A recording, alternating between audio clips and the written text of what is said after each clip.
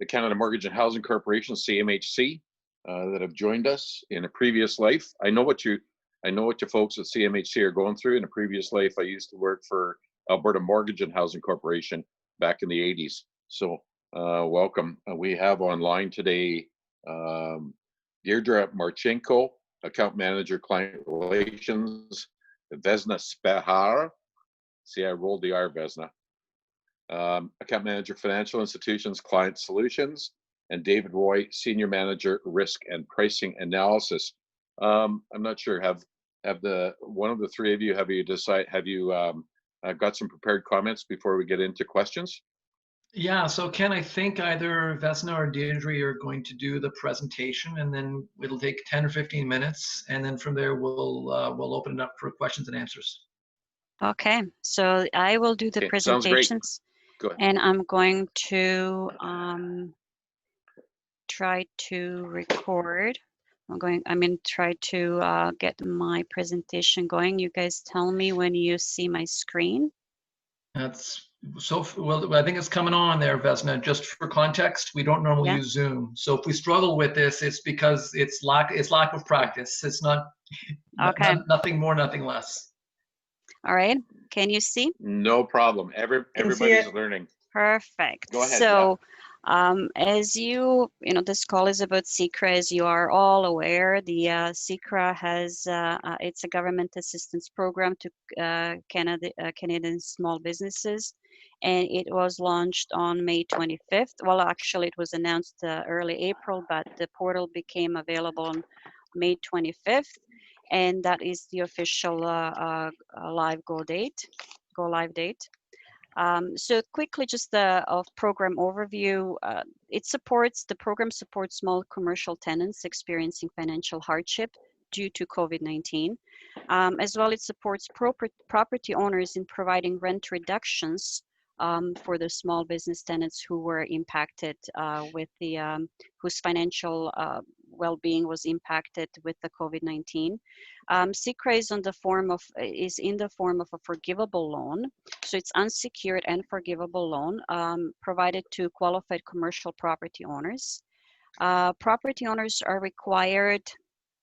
So one of the requirements is that property owners are required to set up rental forgiveness arrangement with their small business tenants, in addition to meeting other requirements. And that small rental forgiveness arrangement could be already in place, or they can set it up as they're applying for the program. Applications are for the period of April, May, and June of 2020, and we get a lot of questions around that, so I'm sure you'll have some as well.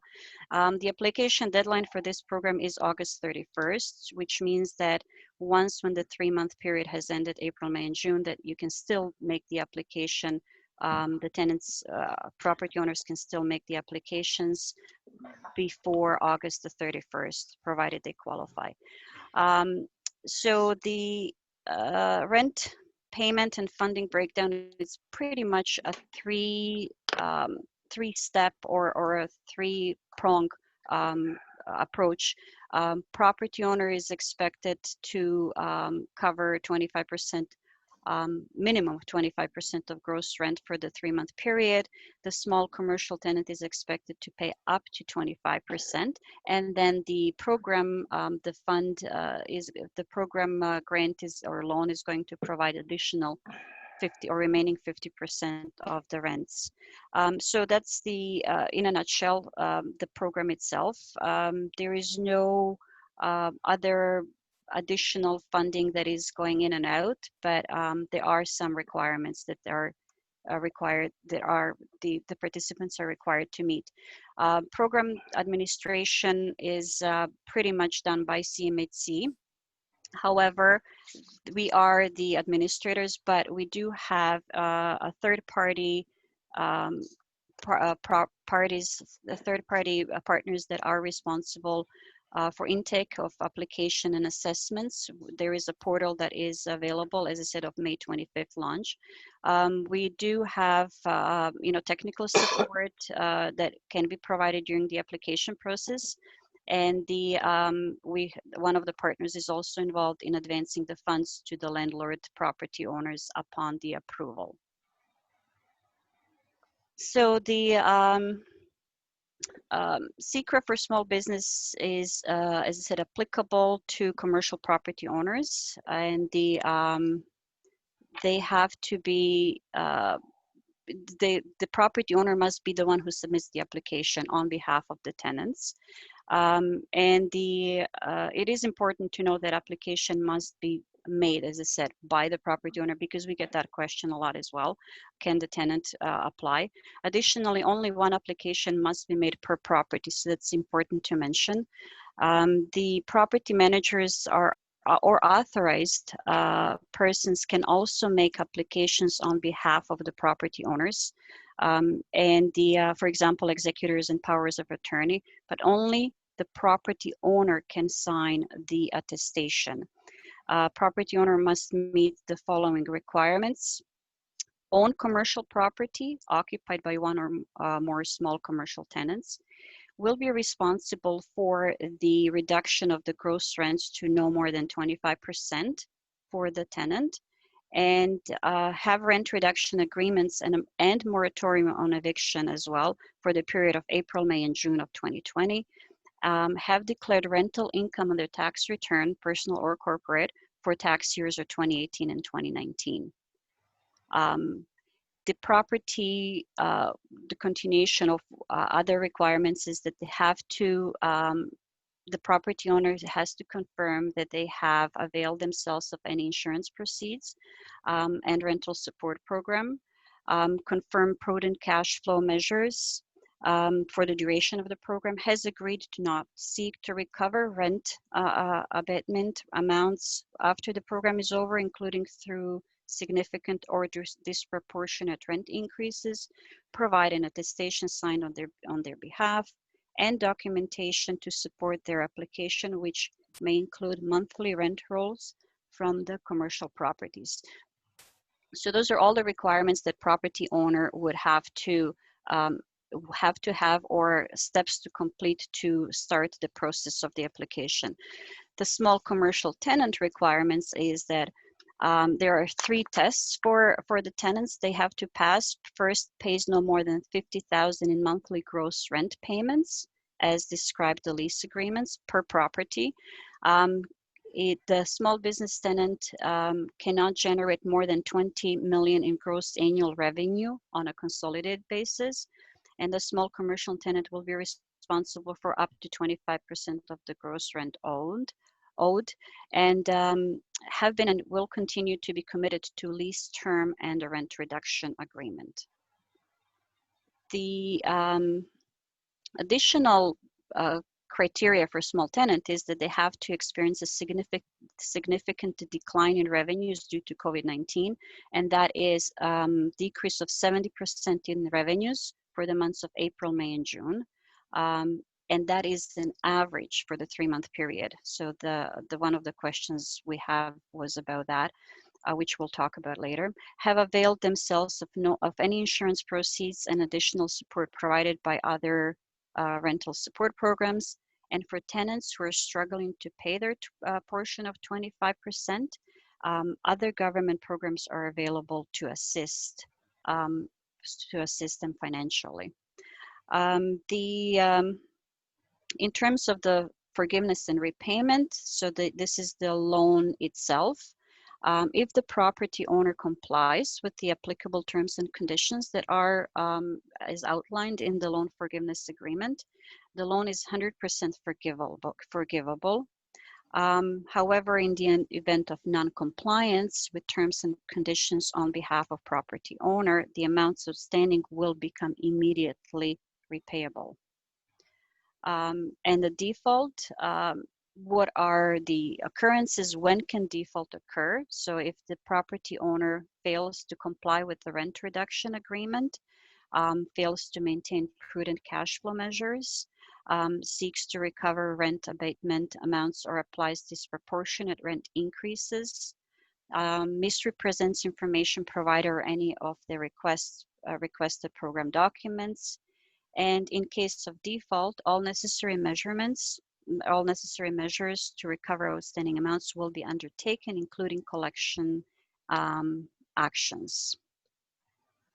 So that is in a nutshell about the actual program itself. As I said, you probably have read and familiarize yourself with our website, and there is a lot of information available on it. We have asked for some questions up front. So these are the questions that you have sent in. So do you want me to start with those questions and then give you time for other questions to come and to let us know? And by the way, are you going to be typing questions, or will you be unmuting and asking them?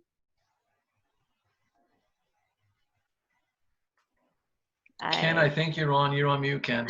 There you go. Now you're good. Ken?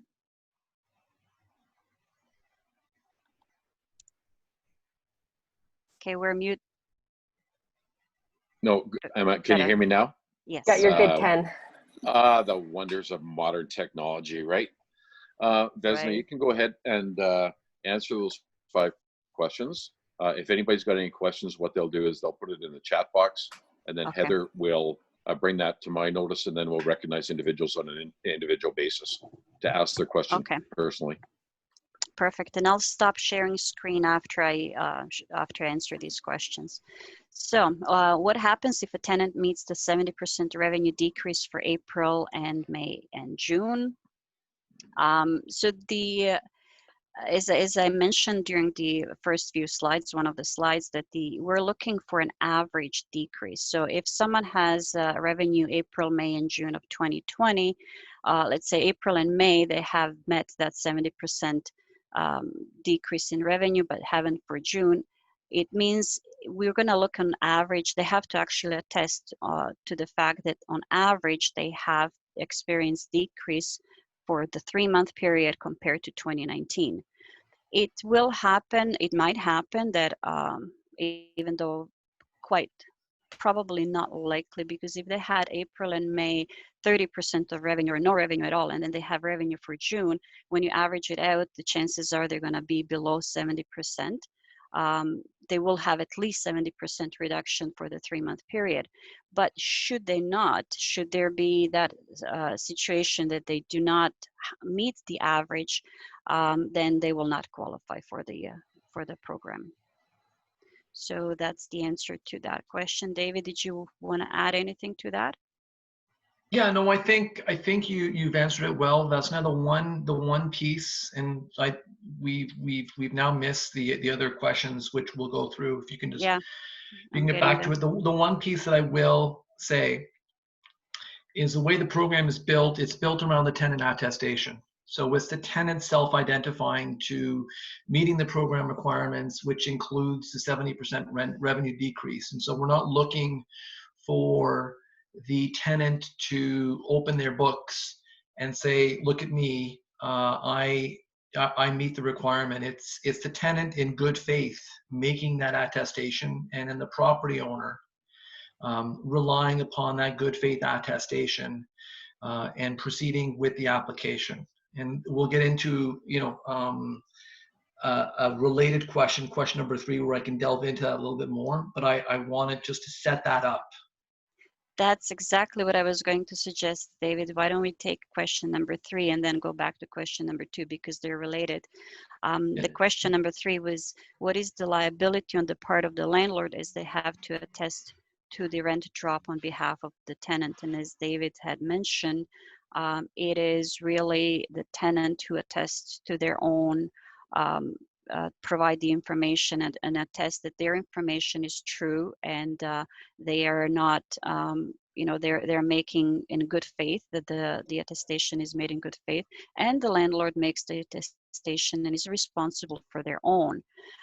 So if there is a, later on the landlord discovers or hears the tenant had misrepresented, whether willingly or unwillingly misrepresented the information that was based, that we based the grant on, this is something that is on the tenant, and the landlord is not responsible for those kind of misrepresentations. David? Yeah, and maybe just to say, you said willingly or unwillingly. If the tenant in good faith makes their self-assessment and the conditions on the ground change, whereby the province, opens up, says their business is going to be open sooner than they thought, or they misestimated the people needing haircuts. I think, Ken, that was maybe you. Maybe there's a run on haircuts, and all of a sudden at the end of June they're like, oh my goodness, I'm over. That's okay. That's okay for the tenant. That's okay for the landlord, because these are estimates that the tenant is making, to self-identify. Where we get into trouble is if the tenant willfully, in bad faith, self-identifies as being an impacted tenant.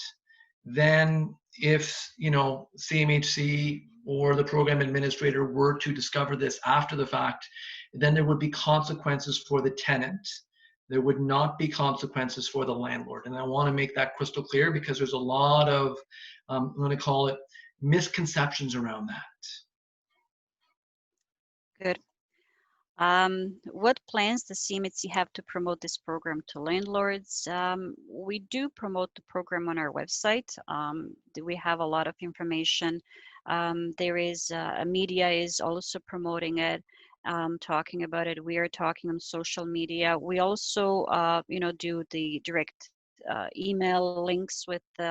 We have direct email links with the landlords, the property owners and tenants, but we also use communication platforms and communication events such as this, where we're associations like yourself.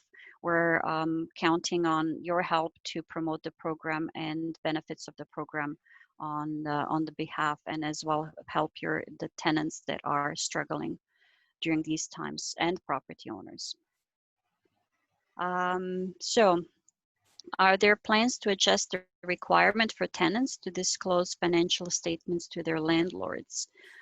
Dave, I believe we did not ask for the financial statements to be disclosed to the landlords, right? No, but this is a good question, and there's a bit of a backstory behind this, and it's useful for me to provide the backstory. And so the backstory is, as we were designing the program, the Government of Canada loves its statistics, and there were a number of things in the application that may not seem to be directly related to the application that we were asked to include.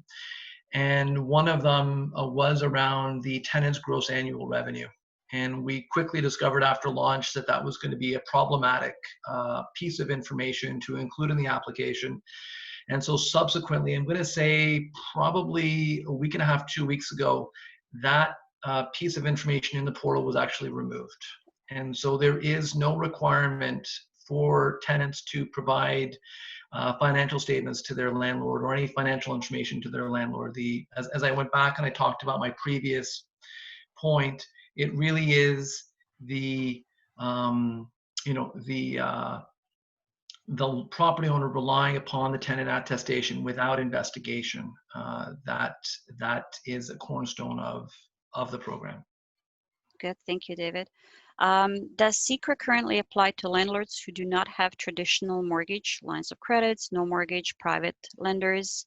And the answer is simple, short, yes, it does. Right, that concludes the questions that we had to just start the conversation and dialogue. Now I'm just going to switch out of my screen, and I'll stop sharing, and then we can see the chat box. Heather, did you mind reading, or sorry, Ken, you said you're going to be reading the questions? You bet. Just a couple questions before we go over to Heather to say who's in the chat box. One question that comes to mind from your presentation, it says April, May, June. In Alberta, we have, and I'm sure it's the same across the rest of the country, we have a number of businesses that aren't going to be opening until stage 3. So they're going to be looking at not having any revenue, say, for July and August, or much reduced revenue for July and August. Do you know if the Government of Canada is looking at extending it, the rent assistance past June? So I'll take a crack at this, and I'll give you the best possible answer without giving you an actual answer. I'm sorry for that. So the government, you know, as it looks at the conditions on the ground and the take up on the various programs, is constantly evaluating whether or not to extend the programs, whether it be CERB, CEBA, CECRA, CEWS, all those fancy acronyms. And so obviously there are discussions underway as to what the potential future of CECRA is, but at this point, I don't have anything that I would be in a position to share with anybody on the call. Okay. So what happens, and we've heard some issues where landlord has asked for financial statements to verify the amount of revenue and therefore the revenue drop. What happens in those situations? Does the tenant just actually refer them back to CMHC to confirm that financial statements are not required? That's a good question. So, I mean, obviously our call center takes calls like that on a regular basis, and that's certainly one avenue to do that.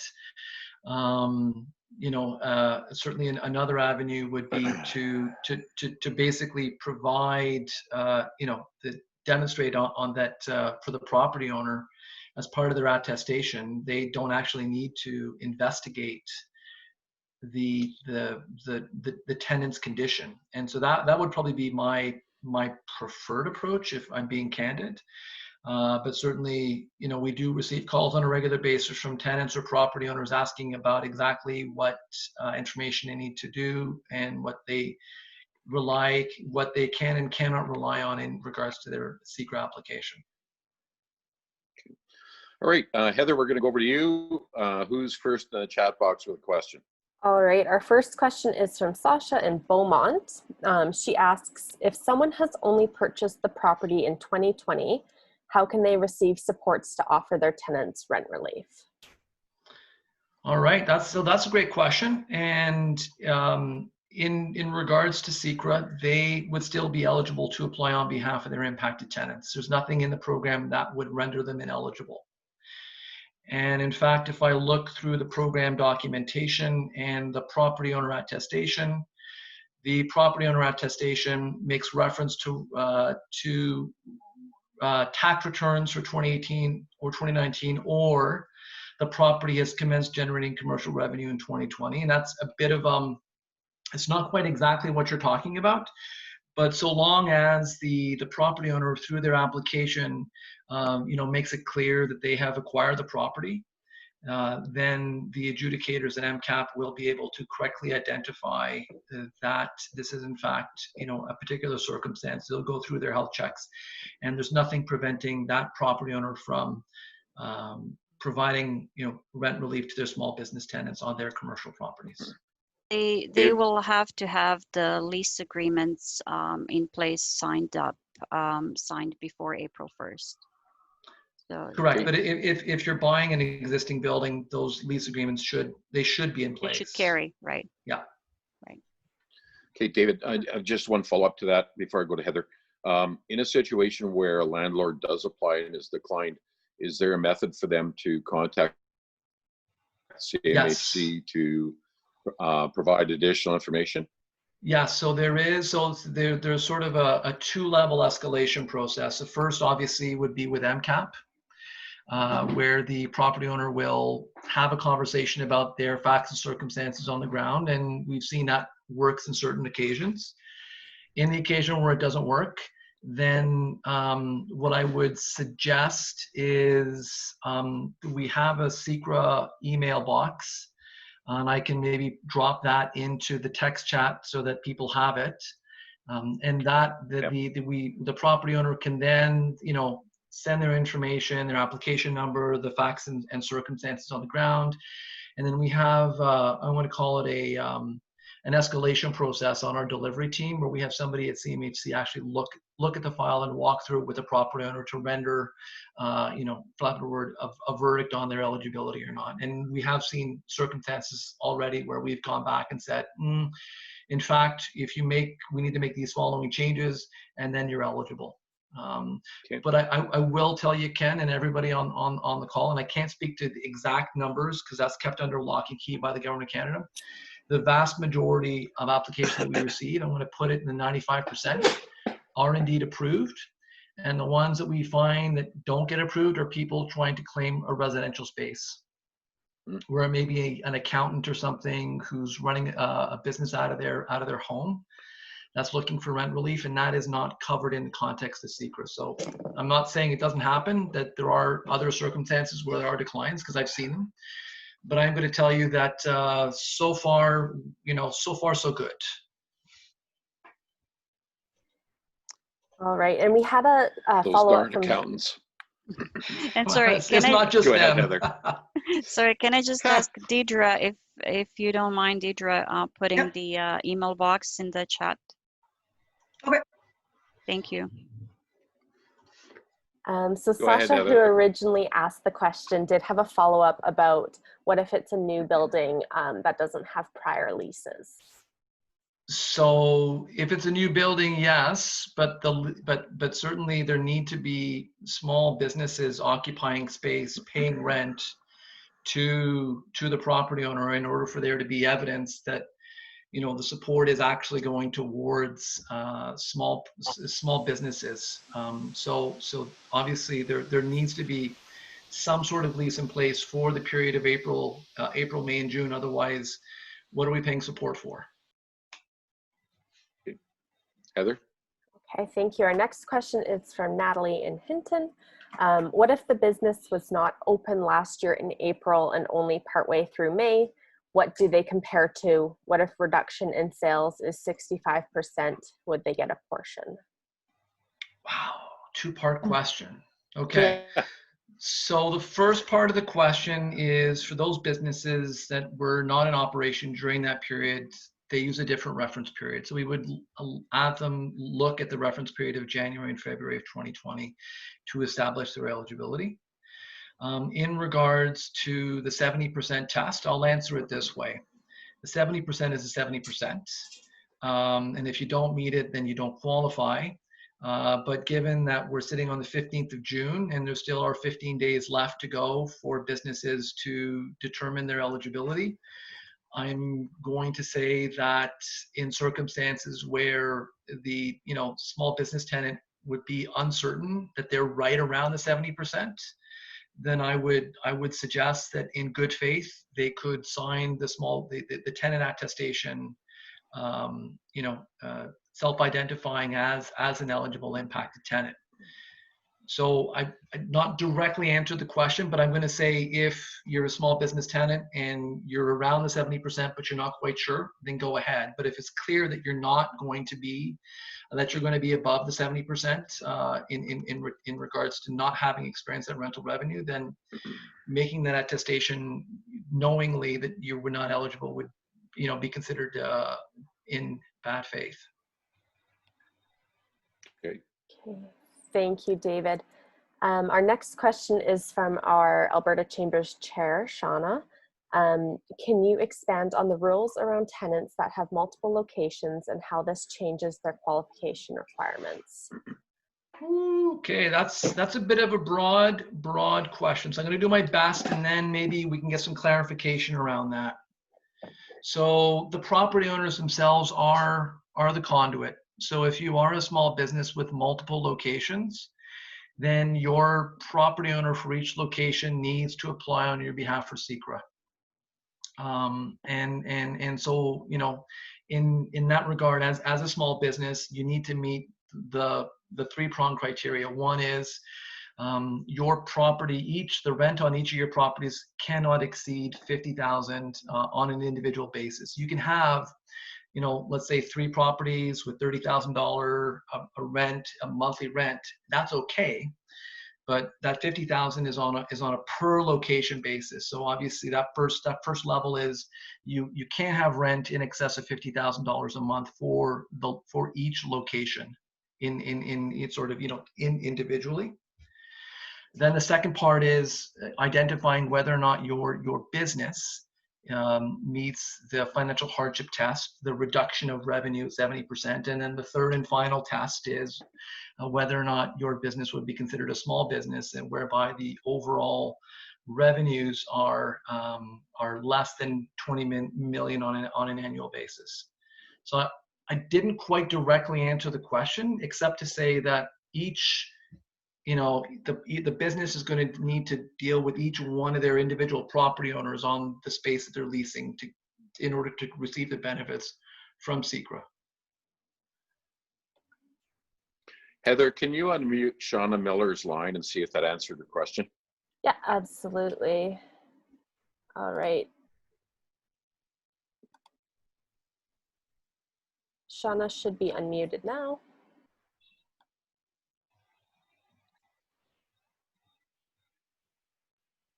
Shauna, you have to unmute it at your side as well.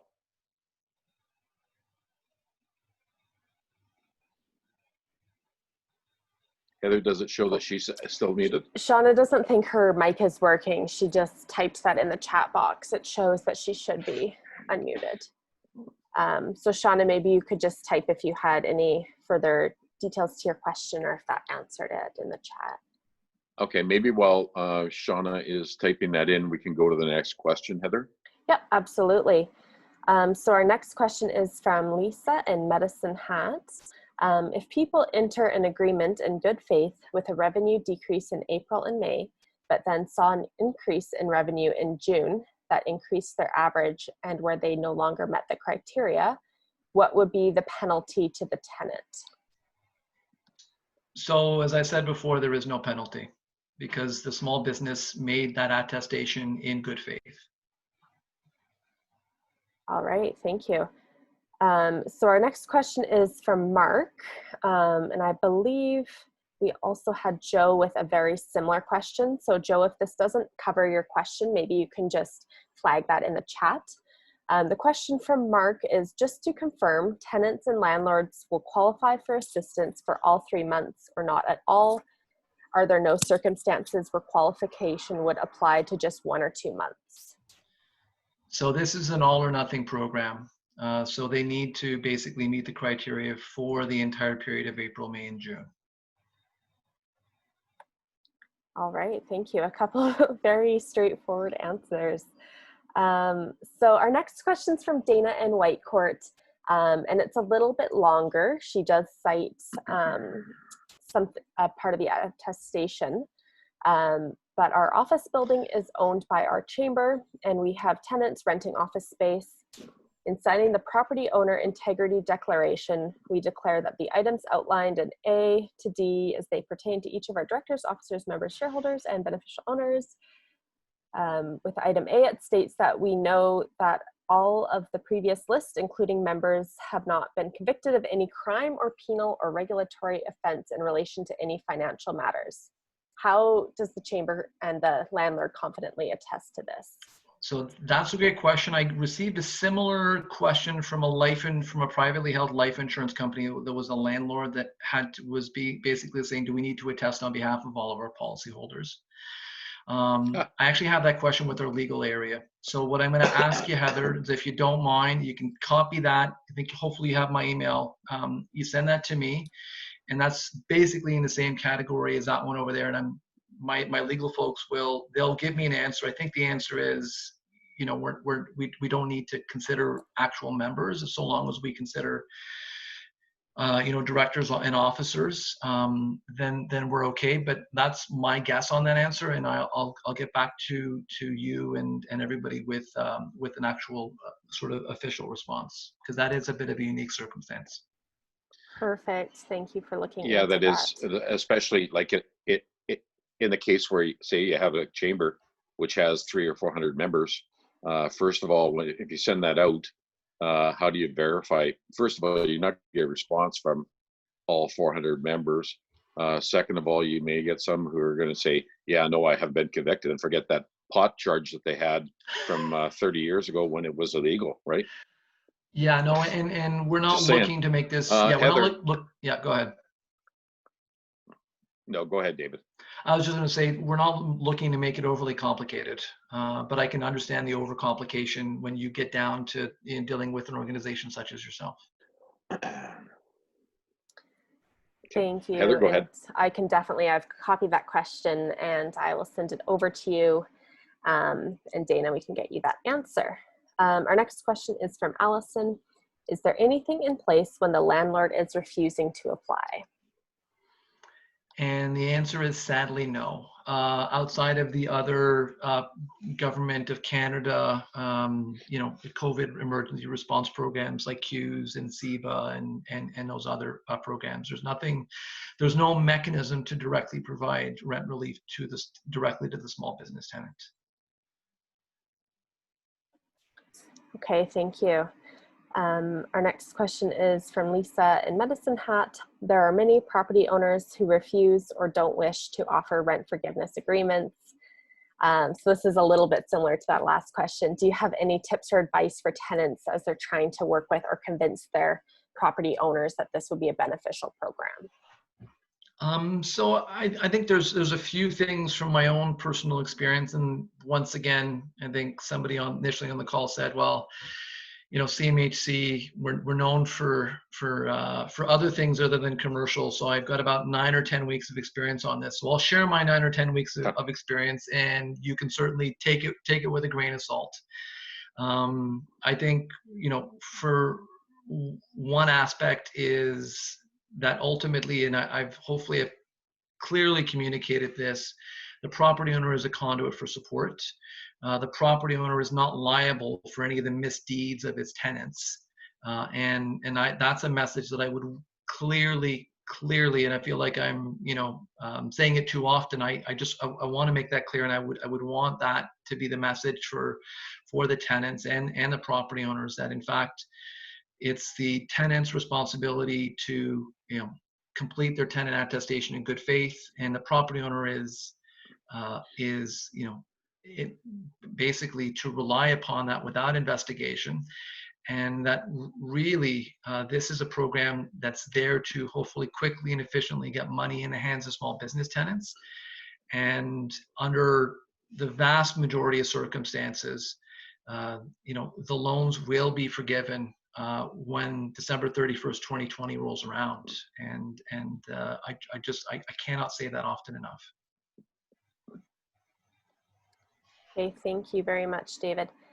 So we did have some follow-up from Shauna Miller, who asked that original question about multiple locations. So Shauna asks, she's asking about what she read in the Q&A sections, which states that owners of multiple locations must combine the revenue of all locations in order to meet the 70% sales reduction test. Some owners had locations in malls that were closed with 0 revenues. She's wondering if they had other locations still in operations, would this exclude that single location from using CECRA? Hope that clarifies. Yeah, no, that does. And it's a great question. And it's a question that, candidly, we can probably do a better job of clarifying.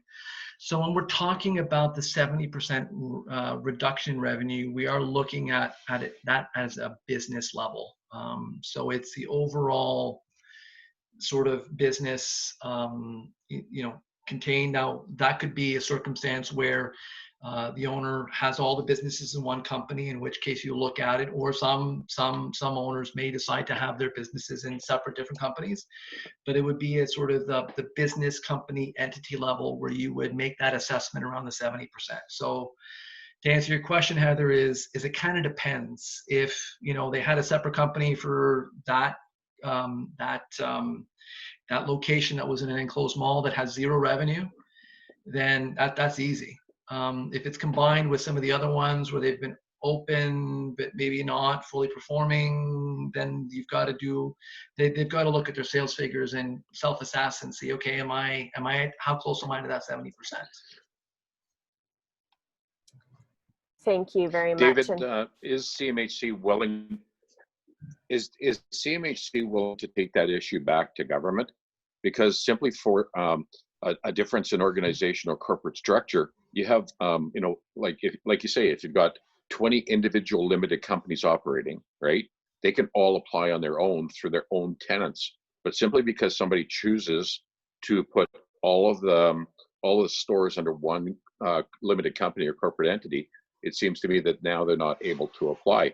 I think the endeavor here is to try and ensure that those individual locations that had the most dramatic drop are in fact able to get reopened and bring their employees back.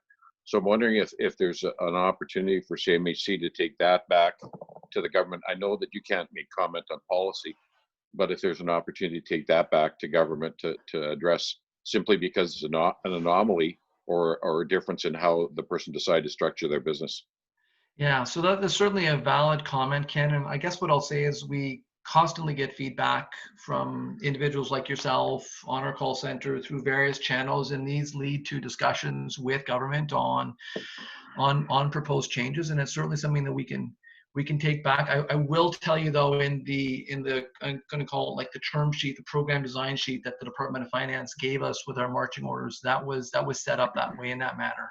So it's not to say that it can't be changed, and it's not to say that we cannot give that feedback, but changes to those documents require sign off from the minister. So it's not something where I can get a bureaucrat sitting somewhere to just, you know, cross a few things out. Yeah. It is a bit of an undertaking. It just seems to me that this is an unintended consequence of how they drafted the legislation that perhaps they might want to reconsider. Hey, Heather, next Point question. taken. Thanks, Ken. All right, thank you. So just a couple notes before the next question.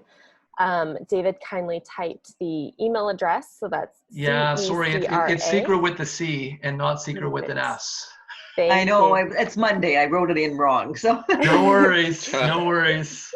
So if anyone's looking for that email address, it's in the chat box there. And then we have a question from Joe, and then that's our last question in the chat box. So if anyone else has any questions, you can just have a chance to type those now. So our question from Joe is a follow-up to a question Lisa asked, and that question was if someone made a good faith attestation that they met the requirements, but then their June revenues were higher than expected. So further to that question, would the tenant or landlord be required to return the loan amount? The answer simply and clearly is no. All right, thank you very much. So I think, unless I've missed anything, which is very possible, I think that's what we have in the chat box. If I missed your question, please just retype it and flag that for me. Can I maybe just go through a couple of questions that we tend to get that maybe some folks Sure. are going to be thinking about later on and be like, geez, I wish I'd had a chance to ask Vedra and Deidre and David this question. So one of the questions we get, and we've sort of published something on our website, is, okay, GST, HST, how does that work with CECRA? And so first and foremost, there is no HST or GST on the forgivable loan amount. The only GST, HST would be applicable on the 25% that the small business tenant is responsible for paying after they sign the rent reduction agreement. Another question we get is, okay, the forgivable loan agreement, who's it taxable for? The forgivable loan agreement is taxable in the hands of the property owner. Yep. And now we've got a question from Lisa. So let's go back into Lisa's question, and I can cover off a few things after, as time permitting. Thanks so much, David. So Lisa's next question, are there any penalties or costs associated? And if so, what are they, and in what circumstances would those be applied? So this is going back to the question where the tenant in good faith self-declared to be an impacted tenant, and then circumstances on the ground changed and their business, you know, basically picked up and they no longer met the 70% revenue reduction test. So nobody needs to return the loan amount. There are no penalties. There are no costs. There is nothing. This is something that is just a cost of delivering the program the way it is. And it was considered in the design of the program as being going to call it a necessary, I'd call it a necessary evil. Because we are looking at the tenant attestation and we are asking the tenants to self-assess, and you can imagine the operational burden if we, you know, were to ask our adjudicators to go through each and every single tenant and their financial information. We would not be able to deliver. It would take thousands and thousands of people to deliver this. So this was something that was done by design. It's a great question. Thanks so much, David. All right, I don't see anything else popping in after Lisa. So David, maybe if you had just those extra FAQs that you wanted to share? Yeah, so sometimes, I'll get, so what happens if, and we'll take Lisa's question and we're going to twist it a little bit. What happens if I have a tenant and they lie and they say, oh, I'm an impacted tenant, I could definitely use this. And you as a property owner, you have no idea, unless it's a grocery store and you're like, okay, grocery stores should be doing pretty good these days. Well, let's just say it's somebody where it was a bit of a bit of a judgment call, and you're like, I'm going to rely without investigation on their tenant attestation. Well, what happens then? So the answer to that question is, so first and foremost, there's no impact on the property owner. So the property owner, once again, even if the tenant goes out and willfully, in bad faith, self-identifies as an impacted tenant, there is no impact on the property owner. That being said, there are certain things that will happen to the tenant. So first and foremost, the rent reduction agreement that the property owner entered into with the tenant is now null and void, because that tenant willfully misrepresented their circumstance. And so then the property owner is in their rights to reset the normal rent that they would have otherwise collected from that small business tenant. The one thing is CMHC will work with the property owner to use commercially reasonable terms to recover the benefit from the forgivable loan from that small business tenant. And commercially reasonable means, look, if it's $2,000, we're probably going to be like, it's probably not worth the time and energy to get a lawyer involved to do anything on this. Of course, if it's $20,000 or $30,000, then obviously there would be some time and effort put towards trying to recover those amounts from a small business tenant. And so I wanted to twist that example there on what would occur if, in fact, you did have a small business tenant that acted in bad faith, and it was discovered.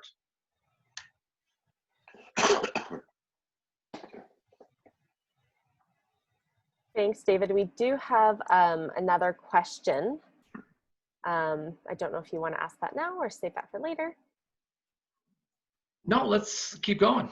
All right. I want to make sure that people on the call get to ask their questions. Thank you. So the question is whether there's been discussion around landlords as small business owners and why they should accept a loss of 25%. How does someone discuss that with a property owner? Ooh, that's a really, really good question. I haven't quite heard that question exactly in that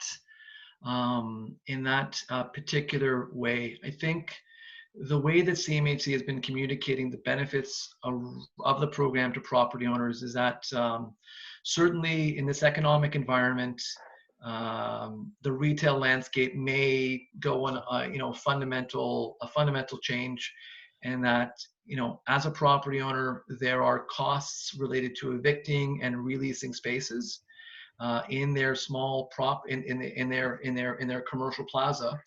And so it is in the benefit of the property owner to, for lack of a better term, accept a bit of pain in the short term instead of a lot of pain in the long term, where this small business tenant may go out of business, and then they have to go through the trouble of evicting the small business, refitting the emplacement, and all the costs associated around releasing the space. And so that would be my proposed response. Thanks so much, David. That's helpful. Oh, and Tracy confirmed, she said thank you for that answer. And I think we're once again caught up. I don't know if you've run through. Oh no, there's another great question from Sherry. So take it away, Heather. All right, I spoke too soon. So Sherry asks, is there any indication of time frame from time of application pre-approval to disbursement of funds? Yeah, so I can give you what I like to call the happy path. So the happy path that we've seen, this happy path, there's, I'm content path, there's, I don't know about this path, I'm not happy path. Yeah. But the happy path, Ken and everybody, and we've seen this, is I'm going to say 5 to 7 days from the moment the application is submitted to the time the funds get into the account of the property owner. And what we've seen through our experience with our partners at MCAP is they are able to touch an application within 24 hours of it landing on with being submitted in the portal. There are a couple of caveats around the happy path. The more times the adjudicator needs to touch the file, the less happy the path gets and the more time there is involved. And so this is my message, where I say, you know, if property owners can work with us, and it's for some it's straightforward, for some it's a little more complicated, but if they can work to make sure that you know, all the legal documents are, you've got the entire legal document, it's signed, you got the witnesses, you've entered in all the information properly. You know, the less time that the application needs to get touched, you know, the quicker it makes its way through the workflow, and the quicker it gets approved and the relief is provided to the tenant and the funds are dispersed to the property owner. So obviously, less happy paths are greater than 5 to 7 business days. And beyond that, I can't speak beyond that. All right, thanks so much. Sorry, Ken, what were you saying? Yeah, I was going to make a happy path comment, but I think Lisa's got another question. Lisa does. And Sherry says, thank you. Sherry asked that question about the time frame. From Lisa, there are some property owners that aren't entering into a rent forgiveness agreement with their tenant because they perhaps are looking to force that business out of their lease agreement early so they can repurpose that building or property. Is there any kind of reporting mechanism or options for tenants for a situation like this? So first of all, Lisa's been asking a lot of really, really good questions, and I want to recognize and acknowledge that. Thank you, Lisa. This is a challenging question. I will say I haven't heard this question before, so I'm going to do my best to answer the question. The question is, unfortunately, there isn't really any sort of mechanism or recourse within CECRA to report on circumstances where you have property owners that are not, for whatever reason, partaking in the program, whether it's the circumstance over here where they're looking to repurpose their building, and this is an ideal, this is just you know, they're letting this crisis, they're viewing the crisis as an opportunity to do things that maybe would be, you know, that would not otherwise be viewed, you know, in a good light. So I guess the quick and short answer is no, there really isn't any sort of, outside of, you know, peer pressure, calling it out, you know, with local media or what have you, there isn't any sort of official enforcement reporting mechanism within CECRA to deal with those sorts of circumstances. Sorry, if I can just add to that, we don't have, as David said, we don't have within CECRA anything that would prevent that from happening. But we have seen in the media reports that BC and Ontario and other governments are putting in place a ban on eviction of the tenants who would qualify for CECRA, but you know, they are not being and the landlords are not applying.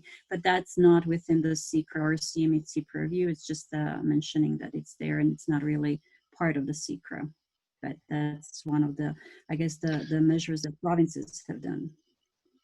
Just to supplement that answer, I do know that the government of Alberta will be introducing similar legislation tomorrow in the House to ban commercial evictions.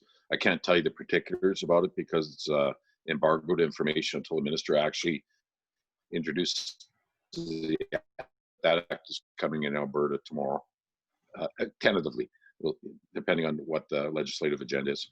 Heather, we got any more questions in the chat box? I don't want to speak too soon, but I don't think we do right now. And I know we have 4 minutes left of our allotted time. That's okay. Yeah, I was just going to say maybe David, back to you. Was there anything else? Well, I was going to say maybe last call for questions. So the one sort of item that we are working with Department of Finance on sort of reconsidering and just looking at the situation in Alberta and thinking about this is a lot of various governments are coming out with programs to sort of support the recovery of small businesses. And we've had a lot of questions around, okay, this particular program may not be directly for rent relief, but how do I factor that into my application? And I want to go through and sort of blow through some commonly held misconceptions. So first and foremost, if the program is not directly related to rent relief, you don't need to consider it in terms of the application and the relief that CECRA provides. So I've had questions, hey, do I need to count my CEBA loan? The answer is no, you don't need to count your CEBA loan. I know it seems self-evident to me, but I've had the question and I want to get it out there. Canada Emergency Wage Subsidy, CEWS, do I need to count that? No, that's not rent relief. Even I would suggest, I believe the government of Alberta is providing a $5,000, if I call it a grant, I don't quite know what it's called, to support small businesses. That, somebody could say, well, that's part of that could be put towards rent, but we're working on clarifying that with the Department of Finance to basically say, look, no. And so that's sort of the final message that I would maybe want to convey before we end the call. That's a really good point. For example, on the wage subsidy program, any assistance you receive from the government of Canada for wage subsidy does not jeopardize your 70% or your requirement to say 70% of sales income. It does not. Any income received, any revenue received from the Alberta government or the government of Canada does not affect those particular programs. So it's logical it doesn't affect CECRA as well. All right. Heather, I think I saw one more question pop up there. Yes, we had a super topical question from Dana just asking, is there any conflict to landlords receiving other support funding related to COVID? And that's the same thing. That's exactly what I was talking about. Whether you're from a small business tenant or a property owner, if it's not directly labeled towards rent relief, then you do not need to consider it. And it's an exceptional circumstances where there would be a deduction for that. Perfect. Thanks Okay, so thanks. much. I think that brings us to 11:59, Heather. So I think I'm going to cut things off right there. Thanks to our members for participating in the call today. I got to say, it's the answers that we received, in some cases, maybe not the answers we wanted to hear. However, thank you, David, for the very straightforward answers, the very candid answers. We really appreciate that. So David, Vesna, and Deirdre, if we were all in a room together, I'd say, let's have a big round of applause for our guests. But unfortunately, you got to only listen to me saying thank you. So again, thank you for taking time out of your busy day to join us. And thanks for the straightforward ansurs. Well, thanks everybody for coming. Yeah, and I just want to say thank you to Lisa for setting this up, because she was the one that reached out to me. So kudos, Lisa. Thank you for having us. All right. Thank you. All righty. Thanks. Bye, everybody. Thanks so much.